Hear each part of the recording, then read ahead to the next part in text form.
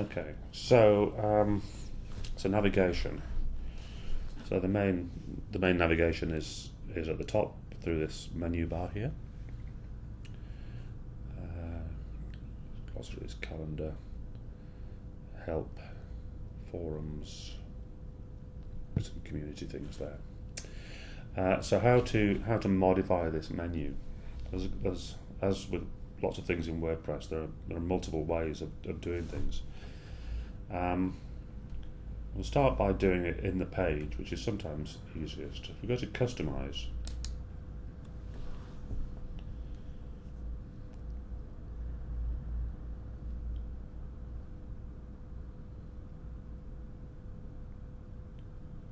this will bring us up a menu down the left-hand side, which we can use, and one of the items is Menus. We click on that. It gives us several menus. I might actually just delete the demo menu, which we're not using, and we're not using the CF admin menu either. The ones that we are using, you can see it says currently set to be the primary menu, and site footer menu is currently set to be the footer menu. So there are basically two menu item areas in WordPress, one's at the top, one's at the bottom. So in order to edit the main menu, just click on that, and you'll see that it consists of a series of items, and they are slightly indented in relation to each other. So you get level 1 items, home, practice research, PRS. These are one level in, you can see, so these are the children. Research artifacts, that's the same arrangement. Courses is the same arrangement. Communities, glossary, calendar, etc. Now, you could add a new item to the menu from here.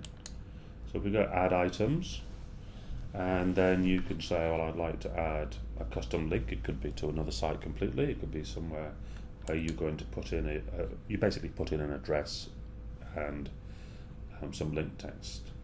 So it could be to, in this case, it could be to the adapter website, for example.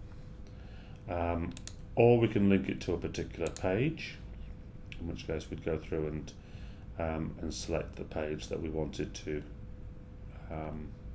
link it to. And there's quite a few. There is a search as well, you can search through.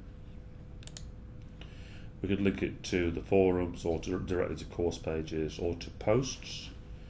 But generally, with WordPress sites, menu items generally link to pages. So we could say, let's send it to, let's think of a page that we could use. Let's say we want to show the terms of use actually on the top level menu. So let's add that. And we can click, it's appeared here on the left hand side. We can move that around, drag and drop it. We can make it a child by indenting it like that. A child to what? In this case it was a child to the one that's above it, the help. Or it could be a child to list. Yes. You can have multiple levels, not just two. You can have multiple. Probably you wouldn't go more than 3 at the most. So if we save and publish, you can see that help now has a so I haven't closed it. Sorry.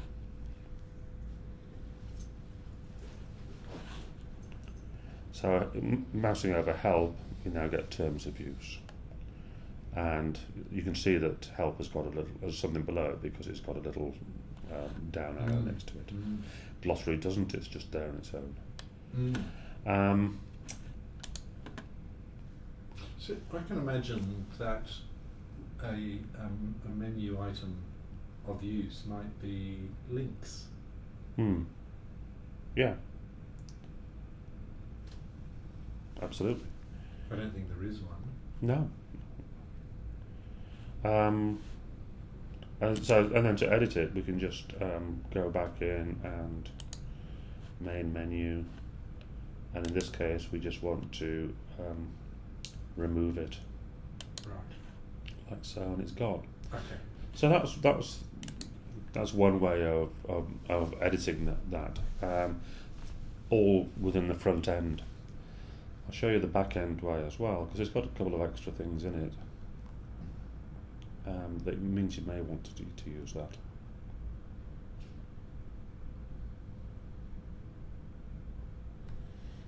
Taking a bit of time to save this.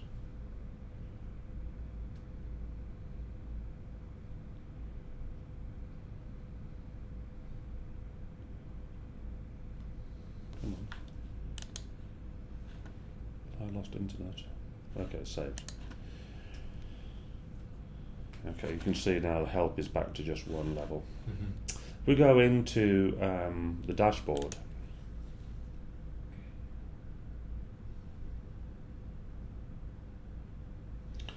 And then within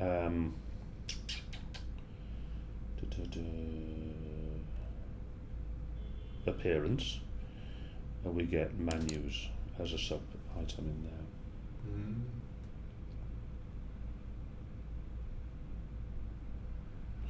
And here,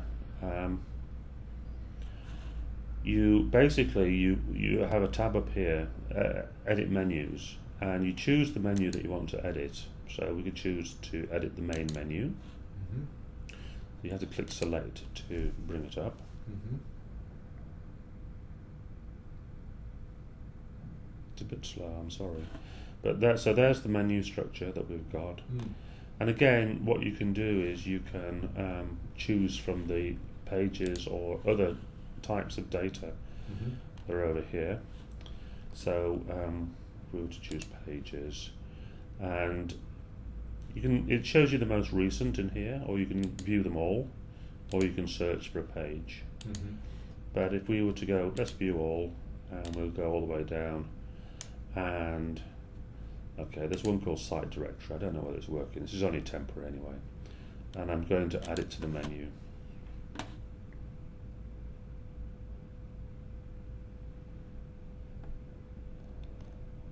And there So site directory is so far an unlinked page. so far unlinked, Yeah. yeah. So there it is at the bottom. And again, I can drag that around into various places Mm-hmm. to make it either a child or a top level menu item. Right. So it's quite easy to structure a menu in that way. And if I don't like the name of the page as a menu item name, I could click on the down arrow, and I could say, actually, I just want to call this directory, thank you very much, as a menu item. Yeah. So you get some opportunities to change the way that it looks. These are sort of more technical things about changing how things look. I never use those really. If you want to open it in a new tab, then you could click there. Right. Do we have a... Now, everything on the site we open in the same tab. If we're linking outside to another page, we will often open in a new tab. But there's no hard and fast rules about that. It's up to you how much you feel. I mean, web designers tend to think that you should try and not do that, because particularly when before tabs you would end up with lots of windows. I think now with tabs people don't mind so much. So yeah, if you want to open it in a new tab, that's fine. But certainly for links within the same site, I generally don't have that. Mm-hmm. And then obviously you need to save the menu.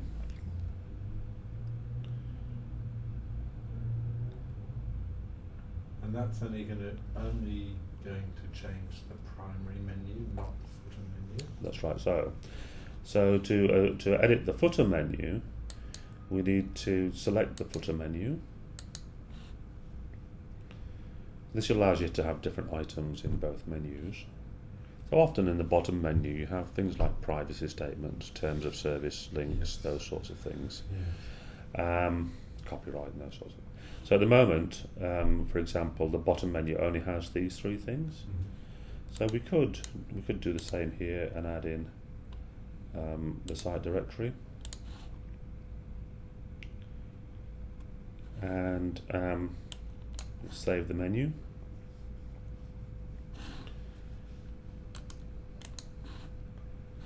If we have a look at the site, there's the directory that we linked at the top, and we called it directory because we adjusted the property. And down at the bottom is the site directory link. It's there. It's exactly the same link, but we just didn't change its name. I'll just have a look at that page. Oh, there's nothing there. It's just an empty page. So, who's online? Somebody. If you right click it, sometimes gives it to. Yeah, sometimes it does, doesn't it? Yeah. I'm just looking at the URL. It's Simon_Spain. Oh yeah. Oh. He's been quite active recently. Okay. So anyway, I will edit these menus back. Do them from the front this time.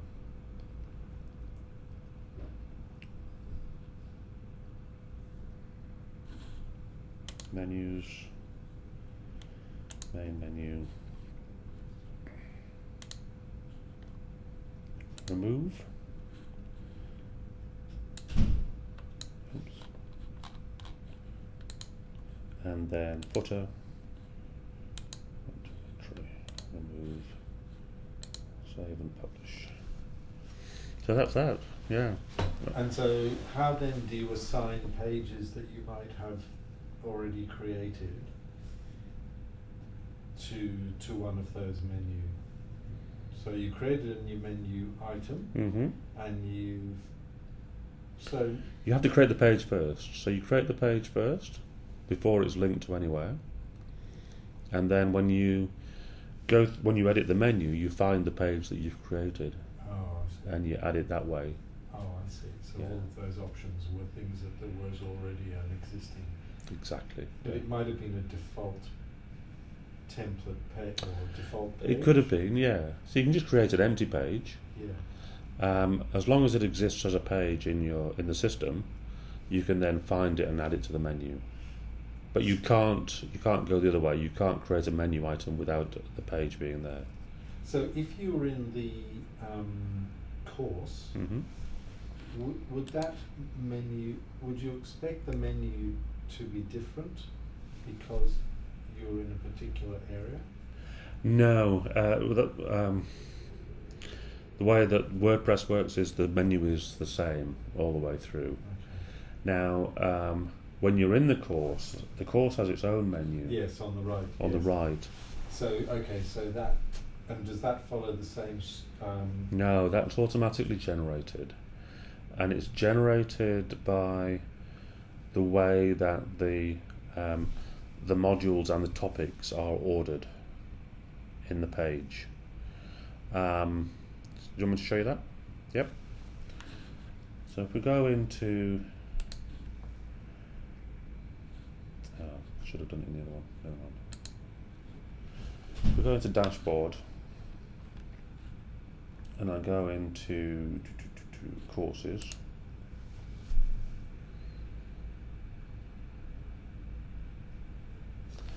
And I go into, this is the one that the open course that we're working on.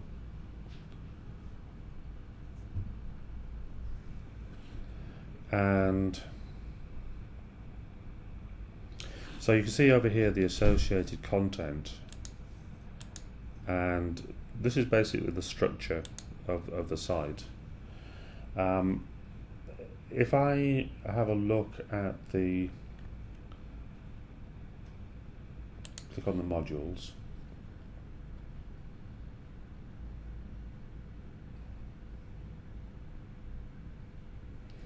and I'll find the modules just for this course.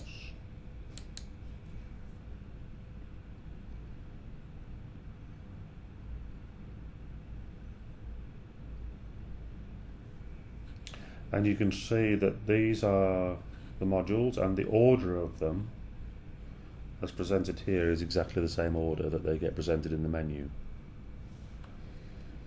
And similarly, if I look at the topics,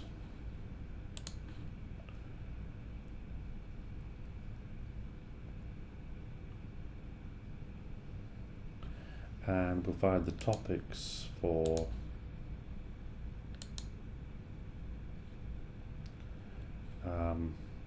research into practice.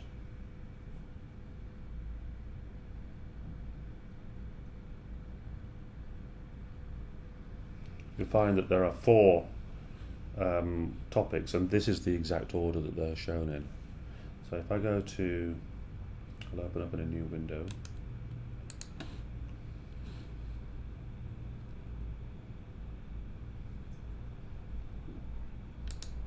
So you can see that the menu is Case Study 1, Case Study 2, Vignette Jan van Schaik, Vignette Thierry Kenji.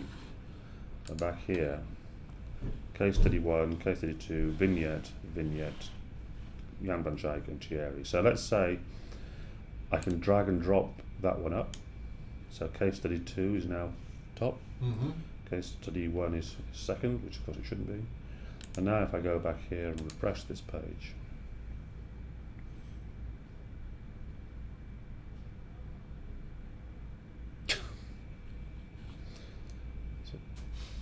it hasn't done it. It's probably cached it. Okay, let's just try that again. We'll do Control F5 and see if we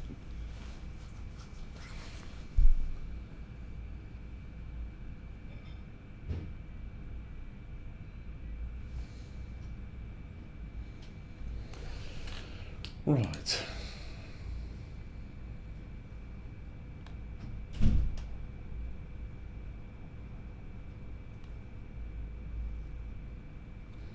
Okay, so we might just clear the cache on this general settings.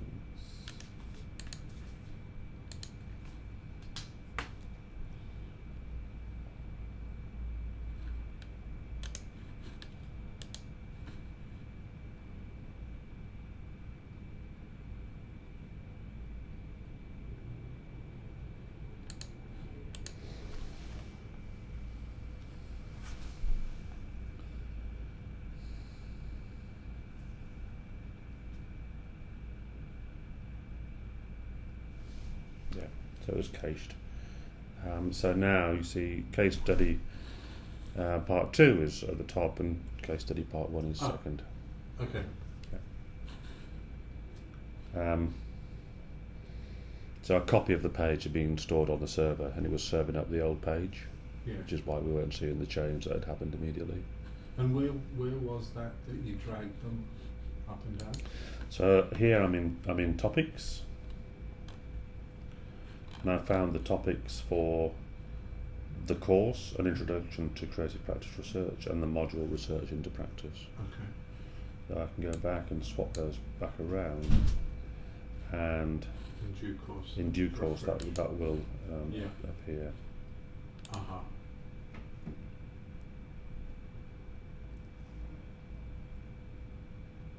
Yeah, it's not going to happen immediately, I don't think. Now, in terms of the it's happening now. Okay. One thing you were going to do was add revisions to screen options. Yes. Now that's an interesting one. I have to put a request into the WP Engine to do that. So I did some research while after I said there was no impact. Well, it turns out there is an impact. I haven't done it yet. I will do it. I'm going to ask for 3 revisions because any more than that starts to have a serious impact. But 3 revisions should be enough to at least make sure we've got something to go back to if we make a disastrous mistake. So I haven't acted on that. Sorry, Richard. That's all right.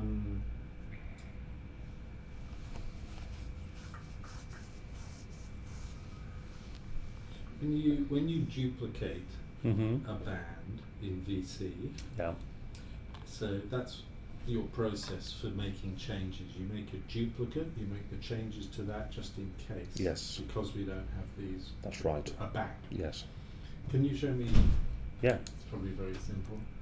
Yeah, sure. So let's just do a page. Let's have a look.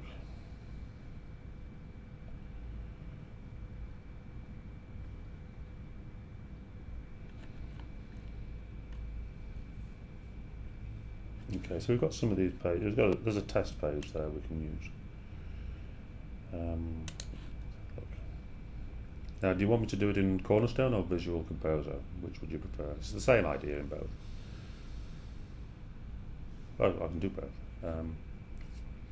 Well, this one seems to have been started in Cornerstone, so I'll do it in here first, and I'll do one in Visual Composer.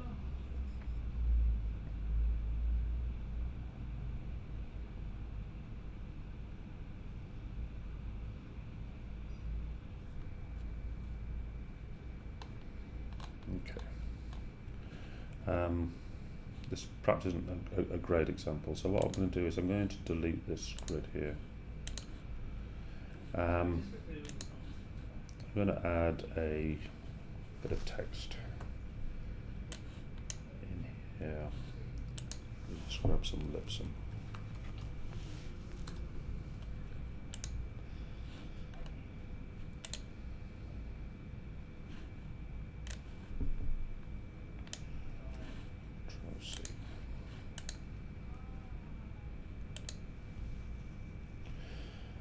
Okay, so we've got a section here.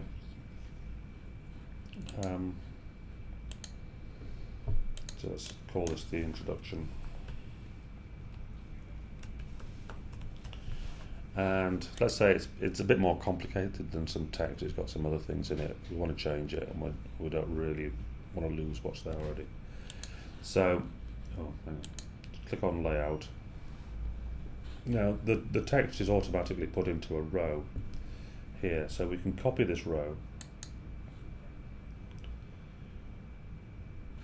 and so we now get row 2.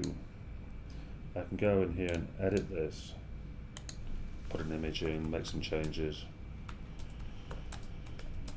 This is my new version, and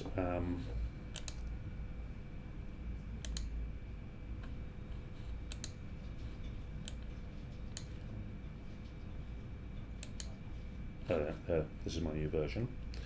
And if we go back into the rows, section rather, manage layout row, that's row 2, that's row 1. We'll just say, well, I'm finished with that one now, so we'll delete that. Okay. Yeah. And could you do the same with a page? Yeah, totally. I mean, a whole page, you can create a whole new page. Duplicate a page, work on the duplicate. Totally, yeah. Oh, okay. Yeah, so in terms of doing that, what you can do is, so let's go to a page. What I will do is I'll just save this, Richard.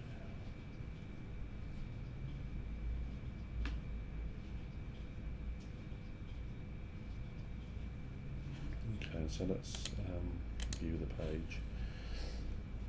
So this is the page called Test. So if we go down to Test and mouse over it, you get a clone option. Yes. So you can clone that item. It automatically will put it into draft mode.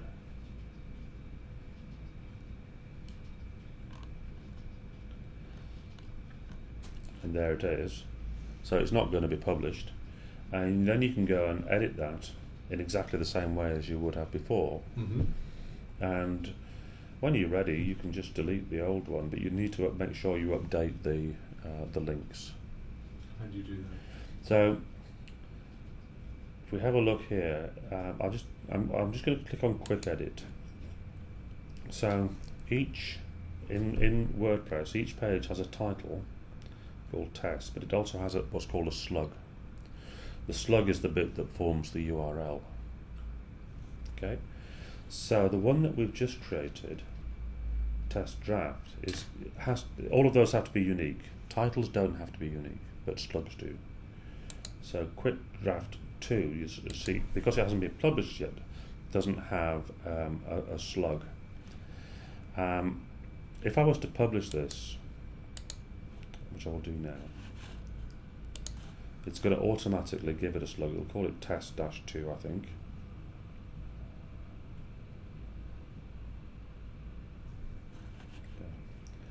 So we've now got 2 tests, and you can see it's test-2. Yes. So if we actually cancel out of that and view this page, you will see that its URL is test-2. Right, yes, I see. Whereas the original page has a URL of test. So, just going back here, this is our original that we've copied. Now we've made edits to this. We can delete this. So I'm just going to move this to a quick edit. I shall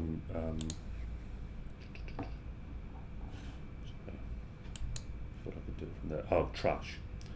So I'm going to put it into trash. Which is extractable. It is extractable, yes. Yeah. For forever, or until you empty the trash. It's a bit like your regular computer.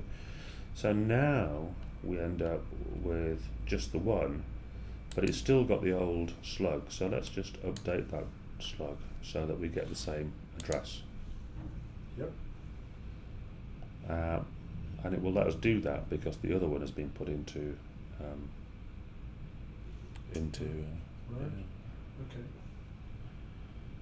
So yeah, so that's quite a good way. If you've got the same sort of content that you're going to be repeating over and over again, then and that works for all content types. So it'll work for courses as well, and topics and modules. So you can copy those out, and it's a good way of building up a standard structure and then populating it later. What's our style for click here to download such and such? Do we have one? No. The general practice is that if you're downloading something like a PDF, is to be as descriptive as possible in the link text, but also to say if it's what sort of document they're going to get and roughly how big it is.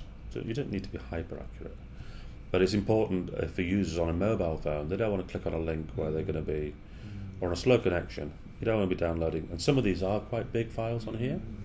So you don't want to be downloading a massive file when you don't have to be. So you say, well, this is 2 megabytes. So gives the user a choice, and that's the most important thing in terms of just informing the user about what they're going to do. So that one that I did earlier, that update. What critique can you make of that? Yeah.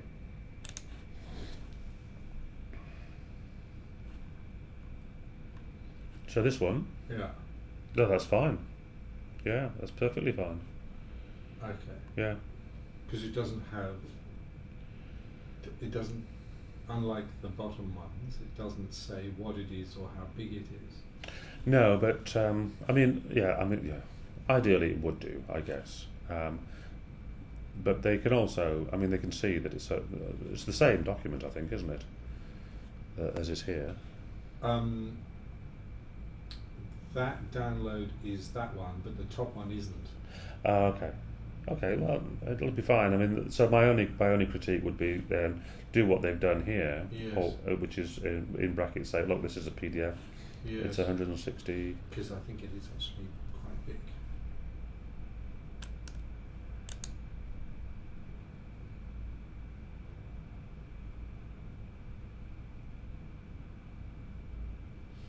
Oh, actually, this one's 2 megabytes, I think. Yeah.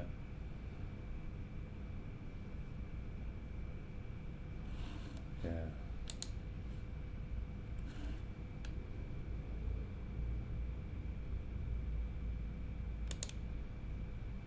Yeah, 2.2 megabytes. Yeah. Okay. Good. So yeah, that's the only thing in that case. Sorry, I was getting mixed up. I thought it was the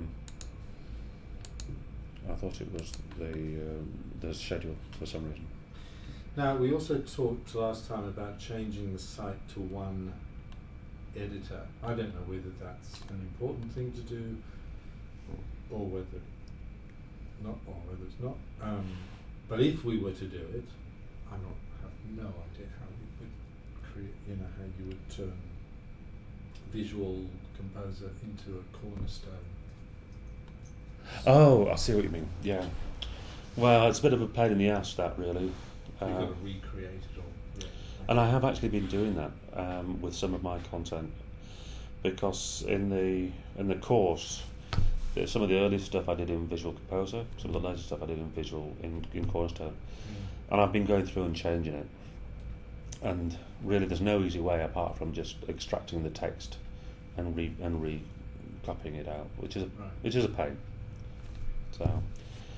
So I think if you want to use one visual builder, which would probably be helpful, you need to at some point make a choice as a group of users about which one you'd prefer to use. Now, I noticed that this isn't going to work for the mic, but I noticed that these two are linked to exactly the same video. Oh, well, that's a mistake then. No, I don't think it is. Really? I think it's not your mistake anyway, because the one video has both of these people in it. She's the second half, he's the first half. That's right. Now, it seems to me that the best way, simplest way would be to ask the video person to cut it up. Yes. So you get the introduction in both. Yeah. And then the separate bits. That would be the best way. One for each, because we can't edit video, or we can't put a start point in, can we? Not with Vimeo. No. Which is a pain. Yeah, so the other option is to move the video to YouTube, and then link it to a start point. Yeah. So, but to be honest, I think the nicest option is to have individual videos for each of them. Yeah. So if their video person, I don't know who does their videos for them. Have you met them? Yes. Well, I've met a couple of them. Okay. But not. I don't think the one that does this called Michael or Mark something or other. I haven't met him yet. Interestingly, although these are the same video, the aspect ratio is different for these two. Why might that be? In that case, the aspect ratio has been taken from the feature image. So let's just have a look at 20 years.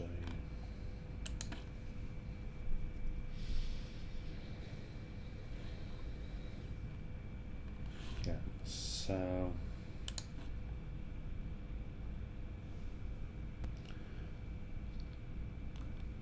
okay, that's interesting.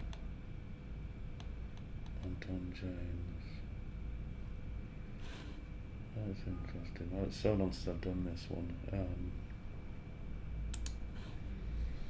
Just have a look.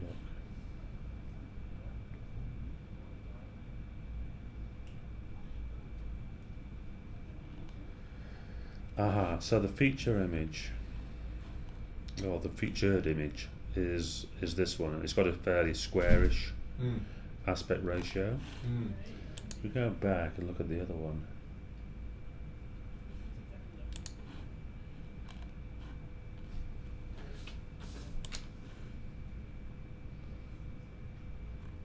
and we'll see that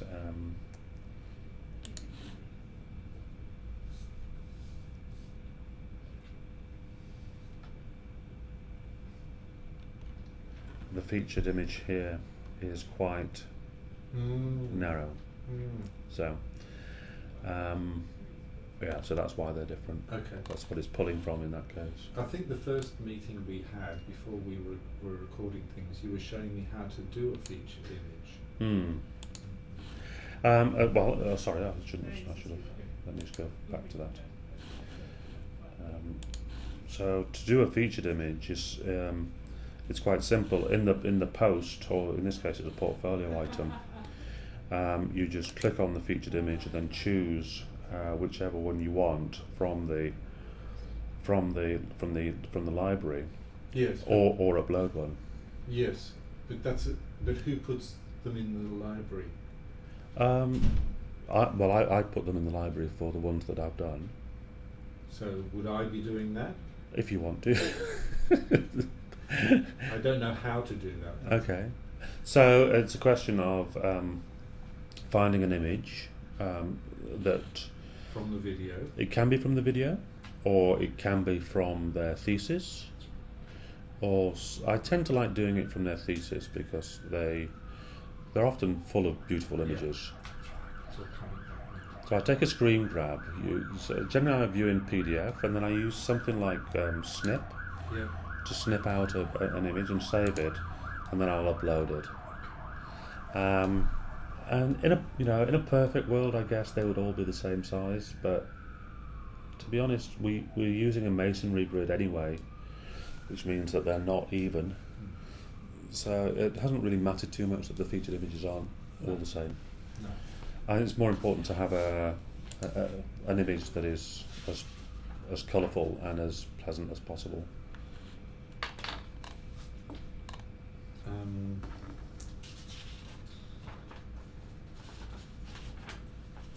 So the process is that the videos are somehow got to you. How does that happen?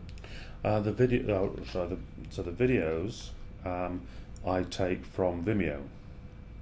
So we're in a portfolio item here. This is reflections of a caremaker. Actually, this was a keynote address. Let me find a portfolio which is a bit more appropriate. Let me find PRS examination. I mean, they're all the same, but anyway. Okay, so this is Jan van Schaik's.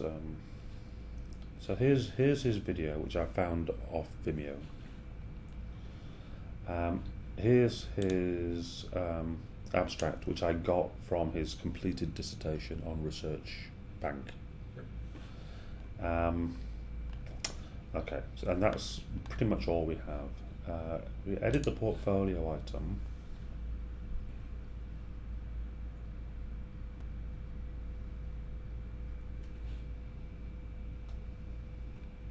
These are really simply done. In fact, they're not.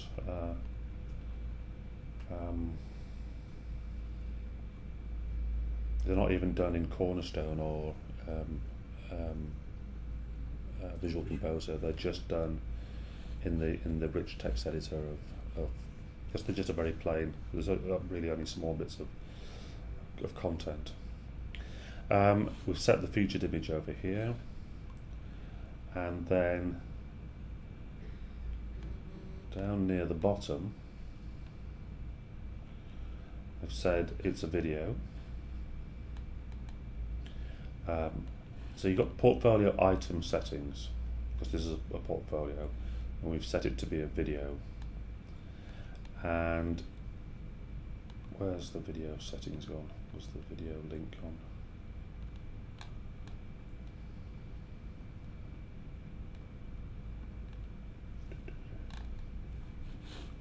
Sorry, Richard.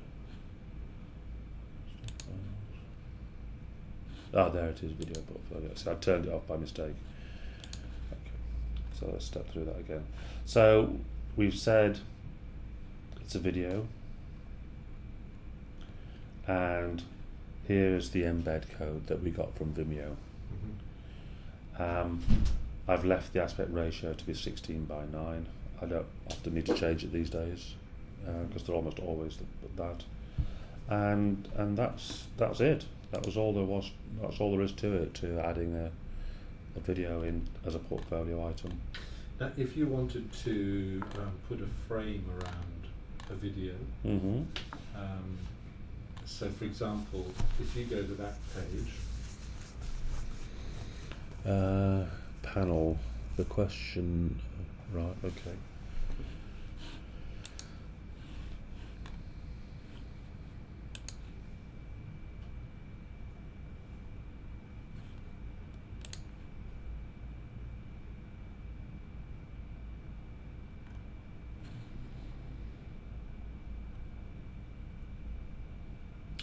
Sorry, it was the O2. Yep. Yep. Now, if you scroll down, it goes. It looks a bit awkward when it's white on white. Ah, I see. Yes. And now I've put in those durations underneath. Yeah. Just, I don't know, to be kind of helpful, even though it says it, because it seems to start off with the duration on there, but then disappears. Yeah. But I was just wondering about options of making those. Okay, let's have a look. You did this. This is done with Visual Composer. Yeah. Yeah. Okay. Let's have a look. And the other one about that page is there's a broken image. I noticed. I'll have a look at that in a sec.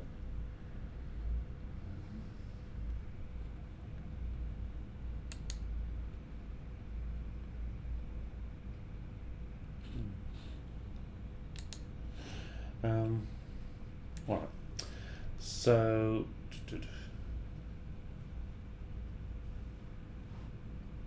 Okay, so you added this as raw HTML. It probably would have been better as a text field. I don't think I've done much. Oh, maybe Pia's done this then. All I did was add a bit of those durations down the Oh, bottom. okay. That's text. That's video. But what would it have been if it was a what? Text. Yeah. What's she done? Raw HTML. Oh, right.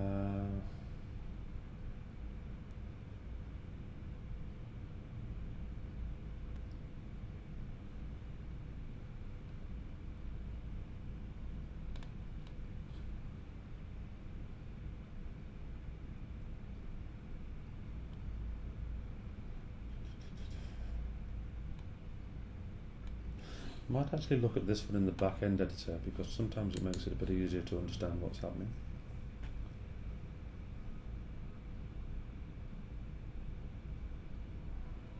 It also makes it easier to move things around because it's more responsive. The front-end editor gets really heavy with all the script that's being used. Mm. So, okay. That was her raw HTML. And then she's got some text. And then she's got another content band. Okay. So that's the one I added, that one that just says text duration. So you added that one, yeah. So what I would be inclined to have done is, let's say, and we can do it now. So I tend to like to band things up as much as I can so that you can then drag the larger elements around. So let's add a content band, and of course it's going to put it right down at the bottom. But we can drag this back up to the top.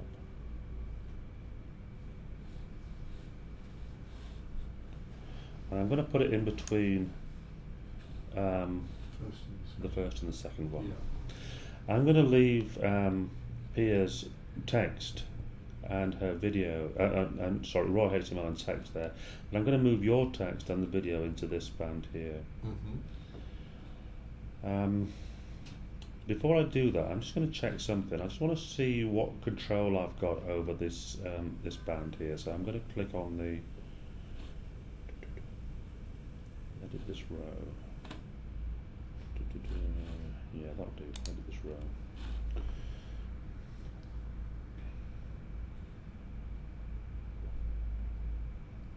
Okay, so we can select a background color.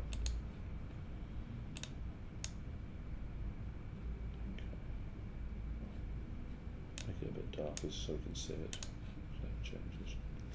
Now, I'm not sure whether that's the right one or not, but we'll see. So let's copy the video into here, and let's copy your text below it, or move it, I should say, not copy. Okay. So now, what I think I did was I've created a new band. I've put your things in there, but hopefully what I've done is I've edited the row and I've given it a grey background. Let's just check. Let's see whether this is going to do what we want. Okay, so let's update that.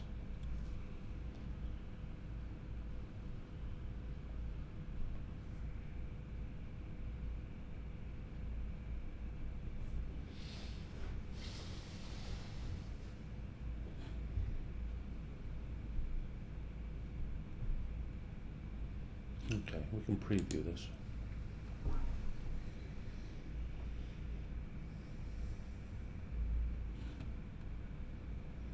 Okay, so it's interesting. So it's put a grey background around yours, but not necessarily around the way we wanted it. So let's just go back and. Is that because you chose row? I think so.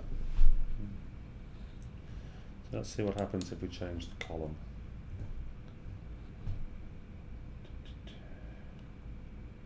Okay, column doesn't give us a background option,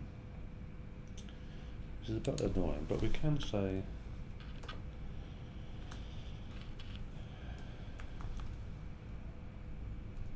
background.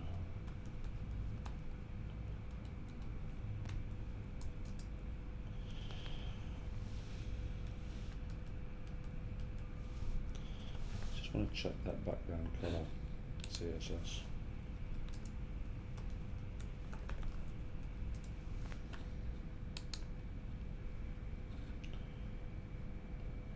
Yes, background dash color, that's right.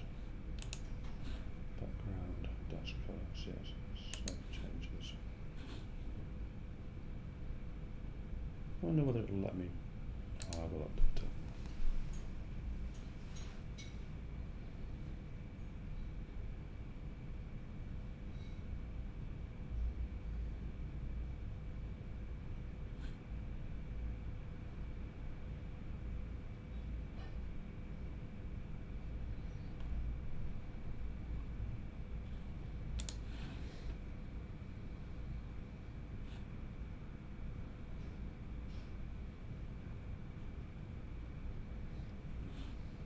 Okay, so I can see what it's doing. The YouTube is filling the whole container. Sorry, the Vimeo is filling the whole container. So what we can do something else here. We can add in. I was thinking a border. Yeah, well, we can add in a. Well, we can probably change the border, but let's just try this. Adding in a container, and close that, and let's move this into the container.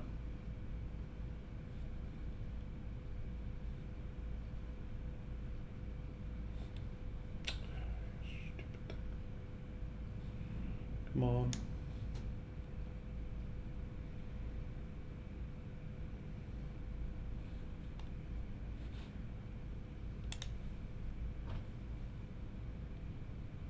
Right, it's not going to let me do that. It's a bit annoying.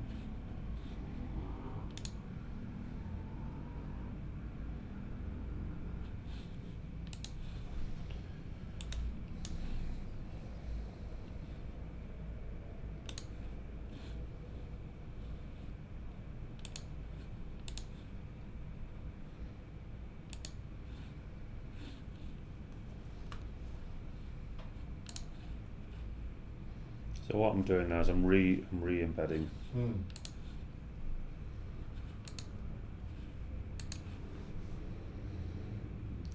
So it's going to be a bit smaller, but it should still have the grey around it by now. Hoping.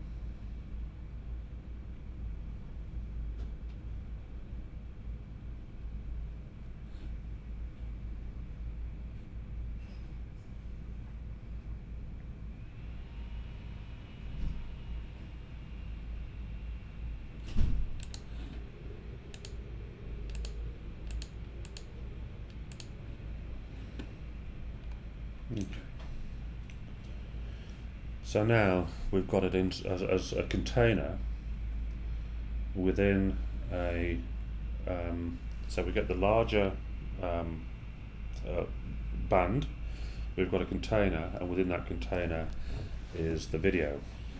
And we can move this. We can change the order of this so that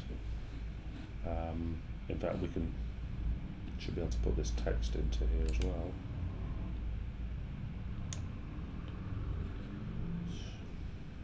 Come on. It's not letting me move the text into the container, which is a bit annoying. I just edited.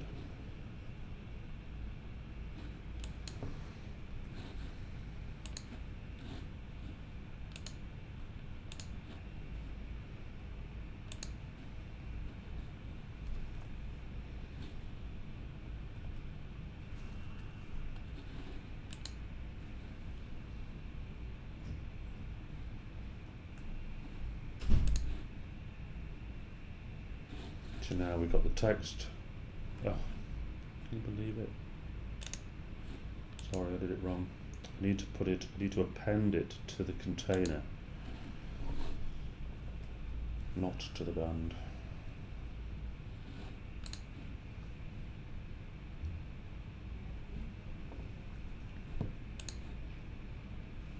Okay, so now we've got the band, the row, the column, the container, the video and the text. Update that.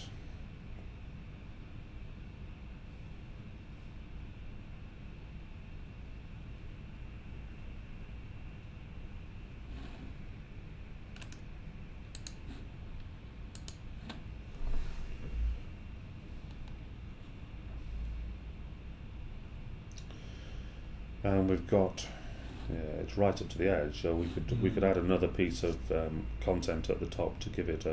We could add a gap at the top.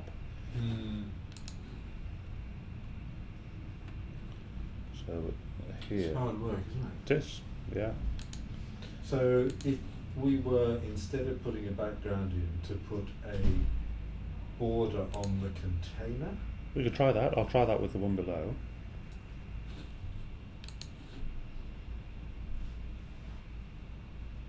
I'm not quite sure what the difference is between a band, a column, a row and a container.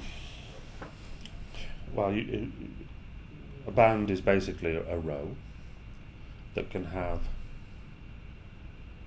lots of units.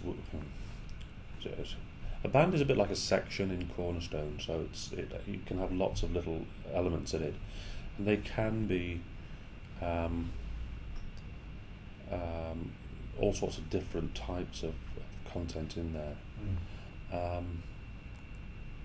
And you can move them relative to each other within the band. One of those element types is called a container, and you use a container to actually bring things down a bit and to be like a subholder within a band. So you can move a container around and it will contain things that are relevant to each other, and you can then move those relative to other items. So it's like a subcategory within a band. But a lot of it is quite a lot of semantics, I guess, preferences about what people want to do.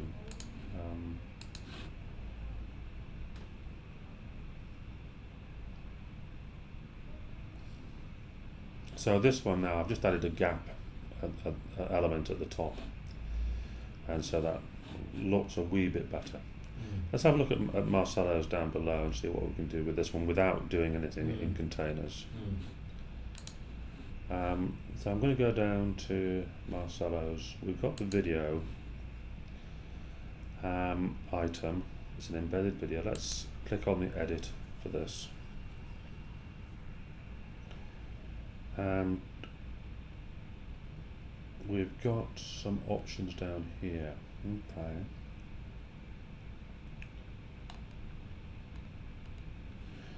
Okay, so let's say we want to give it a border. We could say border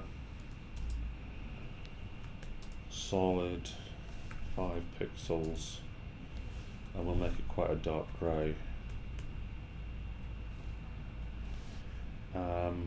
Actually, let's make it 10 pixels. Save changes, and we'll update.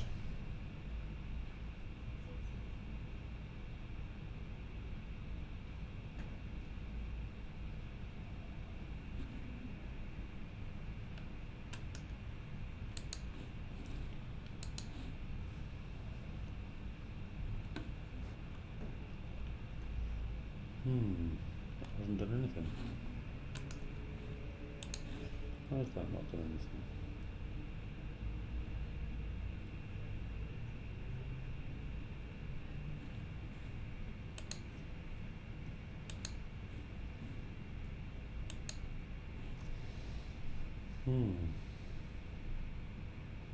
Oh, because I put it in the wrong one. Sorry. I'm a complete idiot.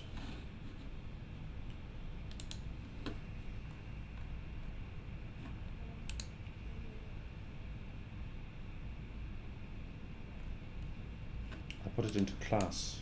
Well, I should have put it into style.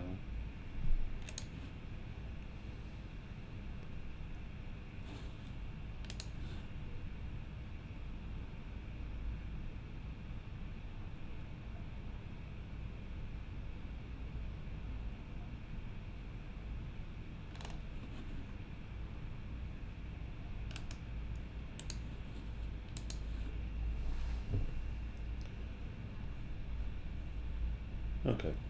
That's better. There you go. Yeah. So that's a better way of doing it. Yeah. Yeah. And yeah, so you can do that for each of them, and they'll stand out much more. Yeah. Except the top one. But I can change that back. Yes. Unless you could you replicate what you've done for Marcella so that it looks the same? So in other words, the inside grey disappears and just the outside 10 pixels remain? It would be harder. It would be easier just to redo it rather than. But I could do that. Could I? Could I make the top one look like that one? Given that I've messed the top one up, it's probably a bit hard now. Okay. But you could certainly do the other ones. Yeah. Okay. Let me just modify this one. And then I'll step you through the process that I took. Okay. And then it'll be reinforced. So let's just go back here. What I want to do is I want to get rid of that gap because we don't need that. I'm going to get rid of the changes that I made to the colour. Get rid of. I want to get rid of this container. So I'm going to have to.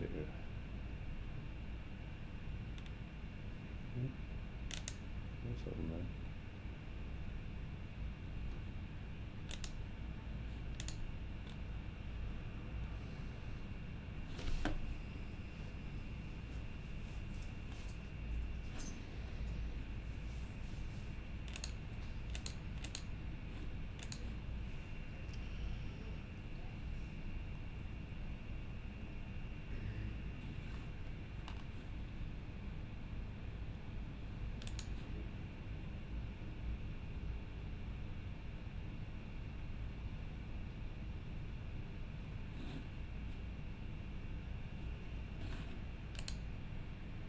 Just to do this quickly, I'm just going to go back into the text.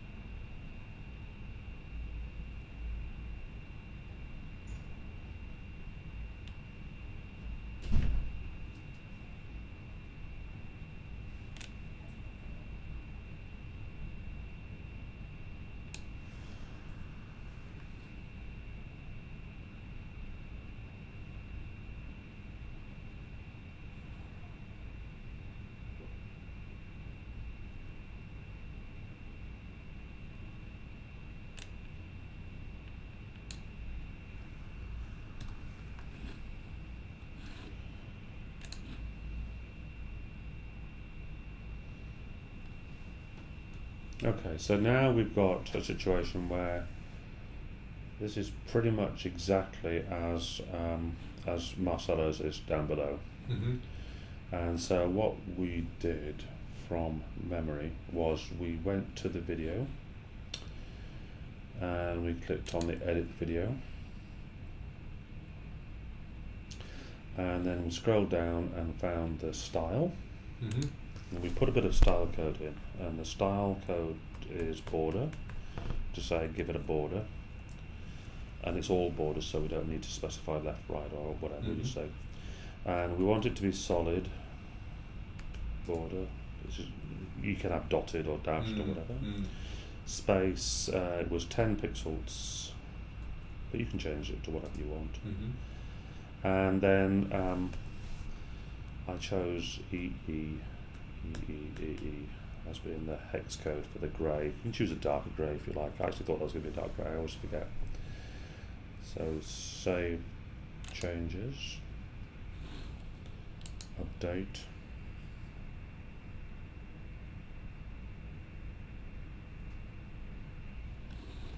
and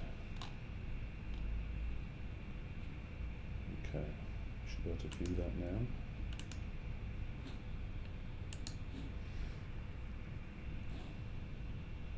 Okay, there it is. Now, I've forgotten, I've still got that code in there, so I'll change that. I think that looks better. Yeah, it does, yeah, definitely. So I'm just going to edit this, I've got some column code, I think. There we go, that's where I set that, so I'll just take that out, save changes, update.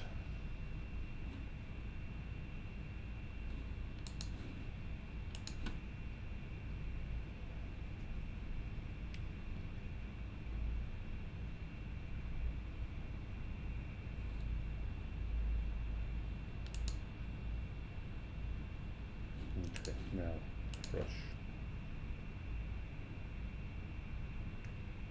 Web seems to be a bit slow today.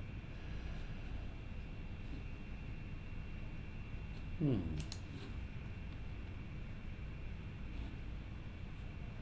just have a look at that again.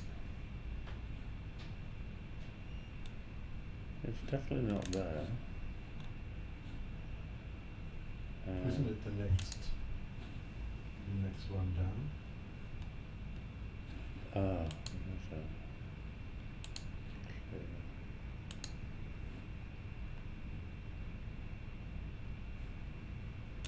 Just that one. No, that's fine. That's good. Update.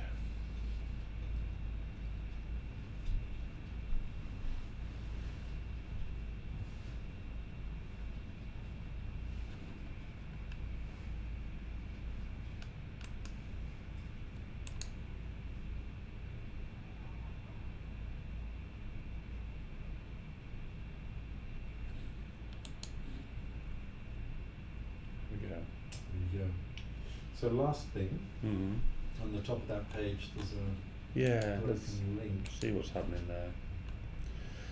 So I think it's coming out of here. Let's we have a look. This symposium. Okay, let's have a look and see what she's got in here.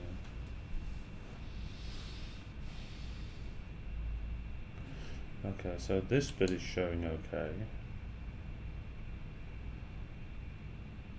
Oh, I know what's going on.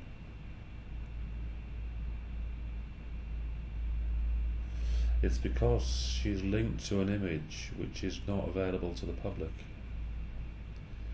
It's an image that's in Google, RMIT's Google sites.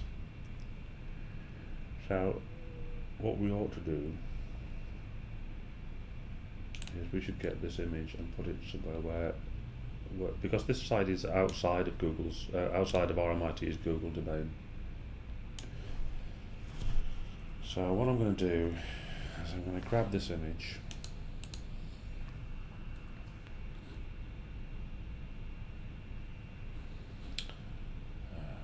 Sorry, Control C. I need to go into my other browser, RMIT browser.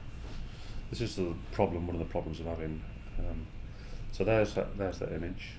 So we'll save this.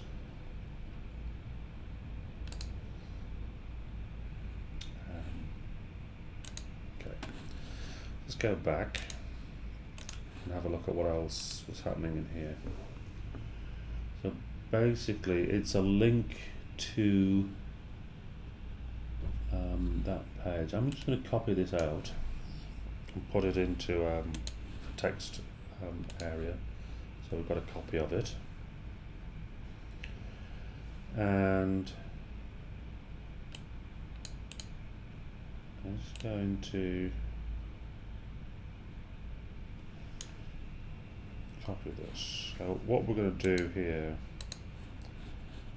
I'm going to delete this because it's not working and it was the wrong thing to do.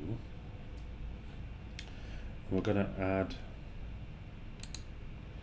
an item of text.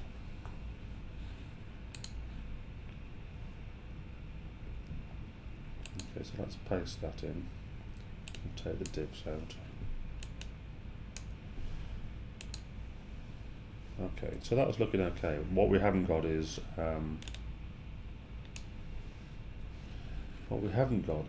the image and the link that it's going to go from. So let's add the image now.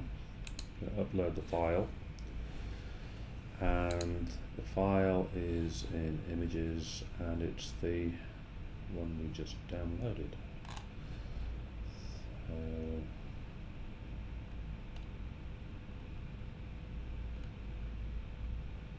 If I can see it.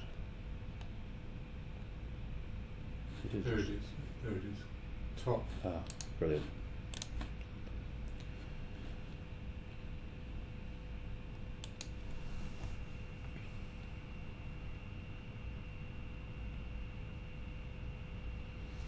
So this is the methodology symposium, so let's make that the caption, alt text, description, insert into post.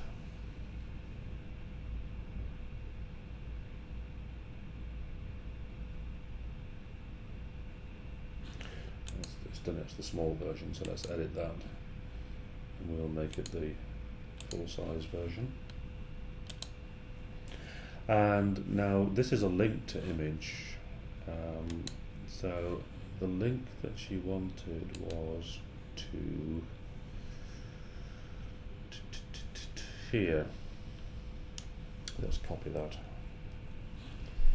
and now if we go to the page again and edit that, we can say link to custom URL, and it is that, paste that address in, update, save those changes,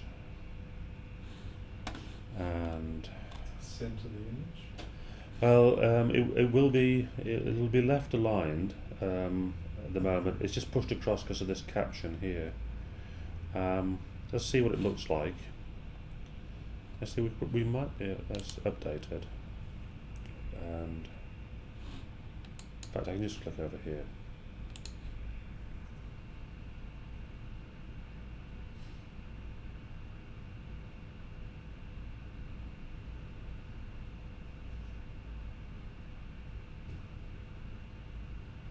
So slow.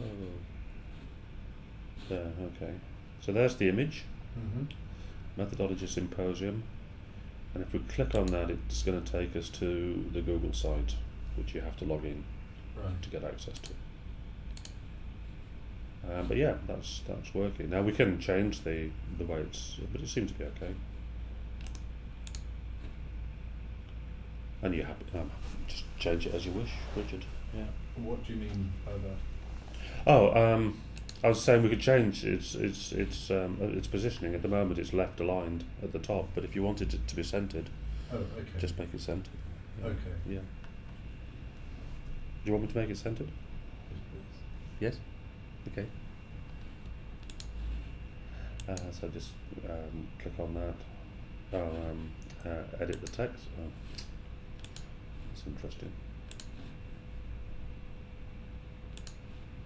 Back.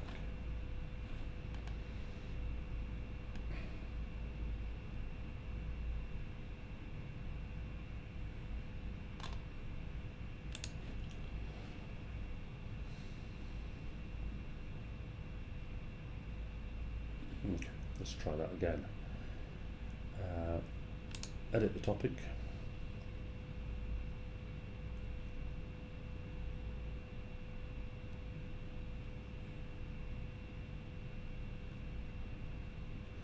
And click on the edit the text. Just going to pull this down a bit larger. Click on the image, and then edit. Oh, I could have done it with those things at the top. Yes, Center. Center, yeah. Update. Gotcha. And then we'll click save the changes and update.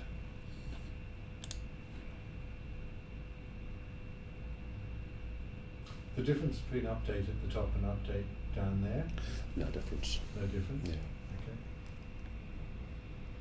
Okay. That update up there is just part of what Visual Composer does. In case you've got a long document, that stays at the top. But sometimes it takes a little while to arrive. So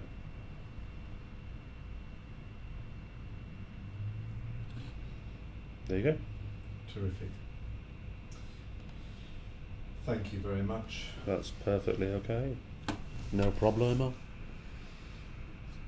Thank you. That'll give me to get on with. A bit more to learn.